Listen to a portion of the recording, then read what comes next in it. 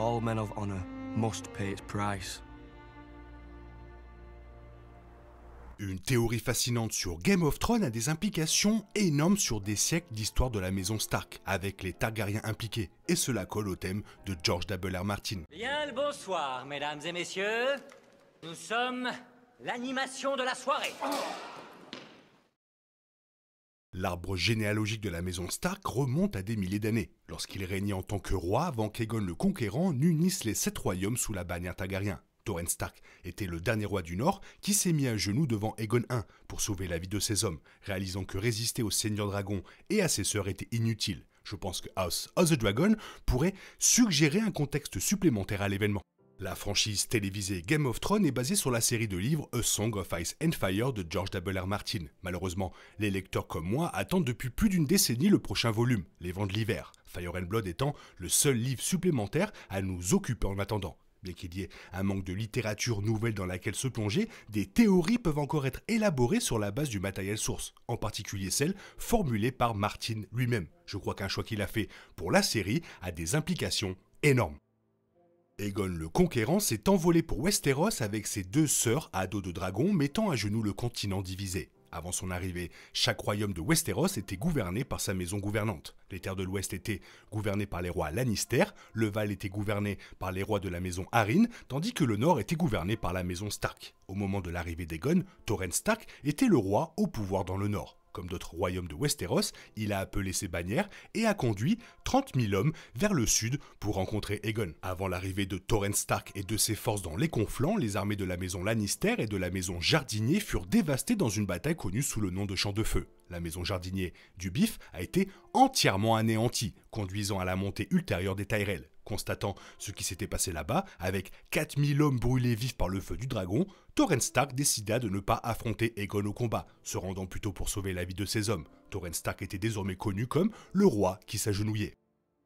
L'avantage d'être le roi qui s'est agenouillé est que Torrhen Stark a été autorisé à vivre. Torrhen a juré fidélité à Aegon et a été nommé premier seigneur de Winterfell et gardien du Nord, titre détenu par Ned Stark au début de Game of Thrones. Torrhen Stark retourne à Winterfell, tandis qu'Aegon érigeait Port-Réal et le Donjon Rouge au sud, établissant ainsi la capitale Westerosi et le trône de fer. Cependant, dans tout le pays, beaucoup n'étaient pas satisfaits de l'occupation forcée de leurs terres par les Targaryens, et de nombreux habitants du Nord étaient en désaccord avec la décision de Torrhen.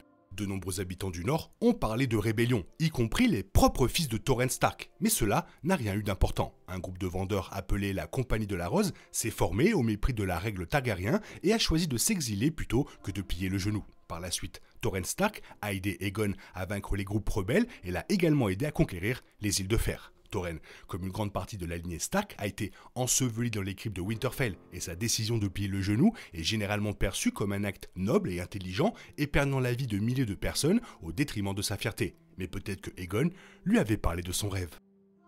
La prophétie du rêve d'Aegon a des implications massives dans tout le royaume, en particulier dans l'histoire de la maison Targaryen. Bien que le canon de la télévision et le canon du livre soient distincts, le fait que ce soit l'idée de Martin pourrait impliquer que cela soit également vrai pour les livres, ce qui changerait tout ce que nous savons sur chaque dirigeant Targaryen. Il est possible que la prophétie se soit perdue dans le bordel de la danse des dragons, mais à tout le moins, nous pouvons considérer son implication sur les événements précédents. Si Aegon avait cherché à conquérir Westeros pour le protéger de la longue nuit, Torrhen Stark l'aurait peut-être su aussi.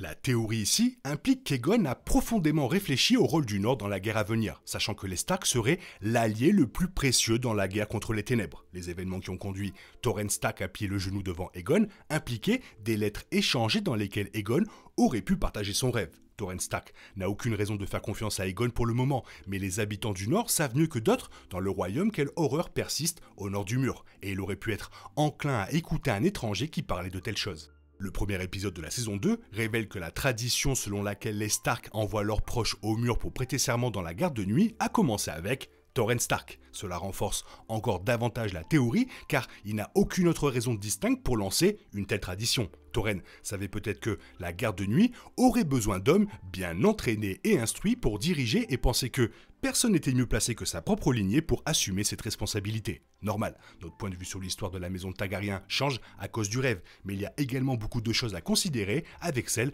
de la maison Stark. Comme tout le monde, j'adore les Stark et leur implication améliore presque tous les aspects de l'univers de George W. R. Martin, avec le rêve d'Aegon. En particulier, le lien avec les Stark renvoie au nom de l'histoire. Le rêve d'Aegon est le sujet de A Song of Ice and Fire, et cela n'a pas de sens que si les Stark et les Targaryens ont joué un rôle égal dans la prophétie depuis le tout début. Dans le même sens qu'il est toujours amusant de théoriser sur Rhaegar et Lyanna ou Jon et Daenerys, même l'idée que la lignée de la maison Stark connaisse le rêve. Rien n'indique que Ned Stark soit au courant du rêve de Game of Thrones ou de Song of Ice and Fire. Bien que l'homme soit certainement mort avec ses secrets, aucun mot n'implique qu'il unisse le royaume contre les marchands blancs. Car en plus, il y croyait pas. Ned sait que l'hiver approche, mais je crois que sa crainte et sa prudence sont plus généralisées. Pourtant, Ned n'était pas destiné à être l'héritier de Winterfell, et son père et son frère ont tous deux été tués. Si cela avait duré aussi longtemps, Rickard et Brandon auraient pu mourir avec le secret.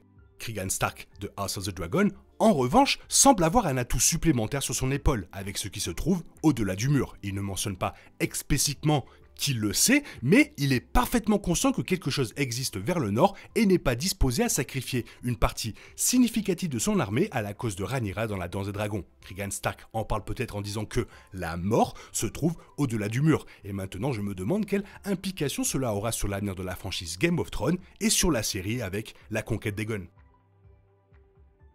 Et tout ça, ça paraît hyper logique. A Song of Ice and Fire. Il n'y a pas plus logique. Toi, qu'est-ce que tu en penses? Fais-moi part de ton avis dans la zone commentaire. Sinon, il est temps pour toi de retrouver le truc normal de ta vie. Sinon, on se retrouve bientôt pour une nouvelle vidéo. Bisous, bisous, bye bye. Il est impossible de compter sur les autres de nos jours. On est obligé de tout faire soi-même. Je me trompe? Rien de grave. J'avais tout prévu. Où va le monde? Je vous le demande.